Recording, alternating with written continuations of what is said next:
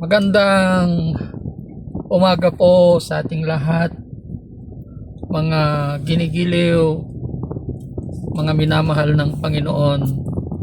May pag-asa sa Panginoon, mga ginigiliw, no? Ang ibabahagi ko po sa inyo sa umagang ito ay the cost of following Jesus. Ang kahalagahan ng pagsunod natin sa ating Panginoong Hesukristo, mga ginigiliw. Ano nga ba ang mga prerequisites sa pagsunod sa ating Panginoong Hesukristo, mga ginigiliw? No? Ang unang requirements sa pagsunod sa ating Panginoong Hesukristo ay kailangan nating itakwil ang ating sarili. Self-denial, no? Kailangan nating itakwil ang ating sarili. Alam nyo, ang tao, sobra ang kanyang pagmamahal sa kanyang sarili. Iyon ang kadahilanan kung bakit hindi nila kayang i-deny, itakwil ang kanilang sarili sa pagsunod sa ating Panginoong Hesukristo, no? So dapat kailangang may self-denial po tayo, mga ginigiliw, upang makasunod po tayo sa ating Panginoon. Kailangang talikuran natin yung sarili natin, yung mga bisyo natin. Marami po tayong dapat isaalang-alang, mga ginigiliw. Yung mga kaibigan natin sa makamundong gawain, yung mga bisyo natin, yung relihiyon natin, yun ang mga dapat nating itakwil, mga ginigiliw, upang tayo ay makasunod sa ating Panginoong Hesukristo, mga ginigiliw. Alam nyo, sa paglalakbay ng ating Panginoong Hesukristo, may mga tinawag siya na sumunod sa kanya, mga ginigiliw. Kaya lang, ang dami nilang excuses, ang dami nilang rason, mga ginigiliw. Katulad din natin, marami din tayong rason. Kung tinatawag tayo ng ating Panginoon para sumunod sa kanya, ang dami nating rason. Ang dami nating sinasabi, may trabaho ako, marami akong ginagawa, kailangan ko munang gawin yung trabaho ko. Marami po ang rason, mga ginigiliw. Yun ang makadahilanan kung bakit po tayo hindi nakakasunod sa ating Panginoong Hesukristo. Katulad po ng isang tagpo na may tinawag ang ating Panginoong Hesukristo upang sumunod sa kanya.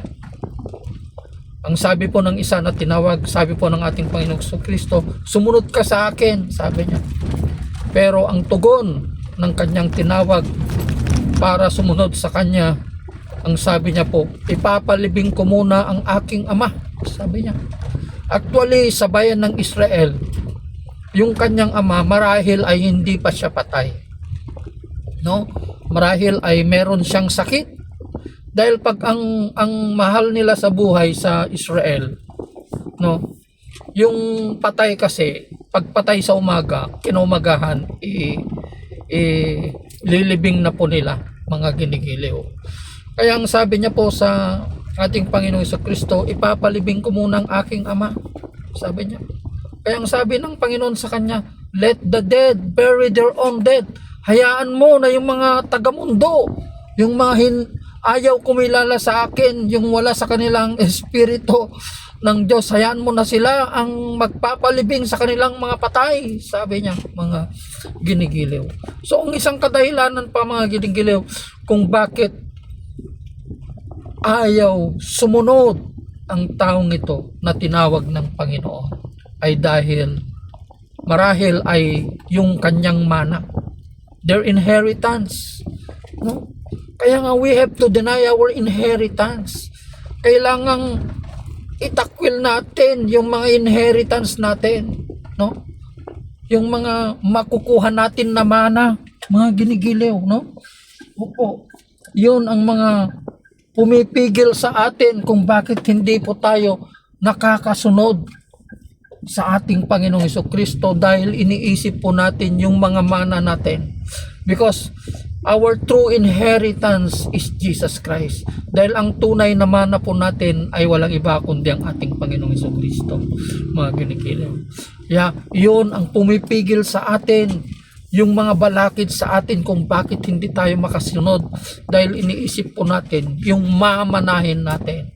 Kaya we have to deny our inheritance, mga ginigiliw. Pangalawa, what is the next requisite, mga ginigiliw?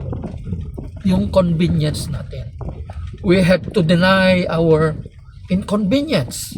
Opo, our comfort. Kaya yun ang kadahilanan din kung bakit hindi tayo makasunod, dahil ang iniisip natin yung comfort natin. Pero pag lumabas po tayo sa comfort natin, makikita po natin yung mission ng Diyos sa atin. Makikita natin ang plano ng Panginoon sa buhay natin, yung paglilingkod po natin sa Kanya, mga ginigiliw. The Great Commission, mga ginigiliw, ang Great Commission na yon, yung ipangaral natin ang magandang balita ng Panginoon, mga ginigiliw. So we have to deny our comfort, talikuran natin yung comfort natin, our inconvenience, no? Opo, para sa ganoon ay makasunod po tayo sa ating Panginoon. Ay, sinasabi ng iba, mahirap maglingkod, magministeryo. Sinasabi po nila, no? Ang hirap, kailangang magsakripisyo ka, kailangang marami kang gugugulin na oras. Yun ang sinasabi po nila, mga ginigiliw. Kaya hindi po sila nakakapaglingkod, dahil ang iniisip nila palagi yung kanilang sarili, yung kanilang comfort. Ay, mahirap mag-ministry, lalo na pag pupunta ka sa mga lugar, walang kuryente, walang tulugan, walang aircon. So yun. So hindi nila kayang lumabas sa comfort zone nila. So kailangan po nating lumabas sa comfort zone natin upang makapaglingkod po tayo sa ating Panginoon, mga ginigiliw. So we have to deny ourselves, we have to deny our inconvenience, we have to deny our inheritance, mga ginigiliw. So ito yung mga balakid kung minsan kung bakit marami ang ayaw maglingkod sa Panginoon. Alam niyo, mga ginigiliw, ang paglilingkod, biyaya po ang maglingkod sa Panginoon, mga ginigiliw. Dahil ang pinaglilingkuran natin, siya ang may-ari ng lahat.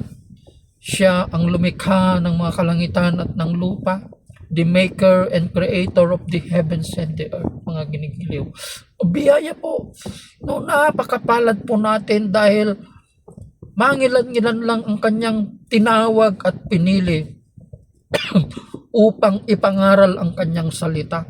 Bilyong tao, 7 bilyon na tao sa buong mundo, pero isa ka sa kanyang mga tinawag, isa ka sa kanyang pinagkatiwalaan ng kanyang salita, mga ginigiliw.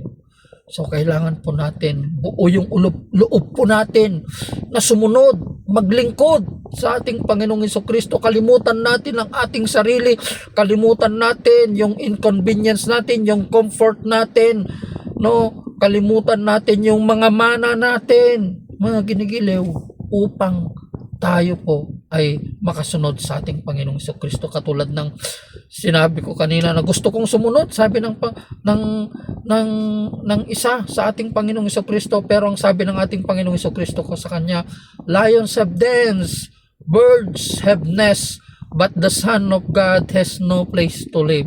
No, mahirap pala yung anak ng tao na ito, yung Jesus na ito, wala pala siyang tulugan. Paano niya ako mabibigyan ng comfort? Paano niya ako mabibigyan ng magandang buhay kung siya mismo ay walang tirahan?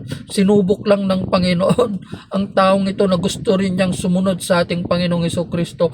Pero nung nalaman niya na sinabi ng ating Panginoong Hesukristo, sinubok niya, sinabi niya na wala akong tirahan. Yung lion may tirahan, yung ibon may tirahan ako, pero wala akong tirahan.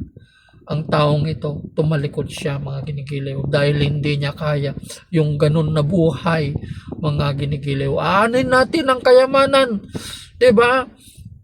Kahit meron sa atin ng lahat ng kayamanan mga ginigiliw, no? Kung hindi naman tayo makakapasok sa kaharian ng Panginoon mga ginigiliw, 'di ba? So, yun po. Kailangan nating itakwil ang ating sarili, no? Deny our self, deny our inconvenience, deny our comfort, deny our inheritance upang sa ganon makasunod po tayo sa ating Panginoong Kristo mga ginigiliw. Pagpalain po kayo ng Panginoon.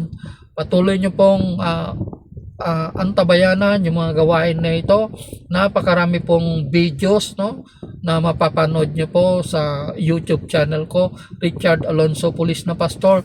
Ibahagi po natin ang mga salita na ito ng Panginoon mga ginigiliw upang tayo po ang gagamitin ng Panginoon na daluyan ng pagpapala, na tayo mga ginigiliw ang gagamitin ng Panginoon upang marami pa po ang makakilala at maligtas mga ginigiliw. Share natin yung salita na ito ng Panginoon mga ginigiliw upang tayo ay daluyan ng pagpapala ng Panginoon. Gagamitin niya tayo upang ipahayag ang kanyang mga salita. Pagpalain po kayo ng Panginoon. God bless everyone. I love you with the love of the Lord.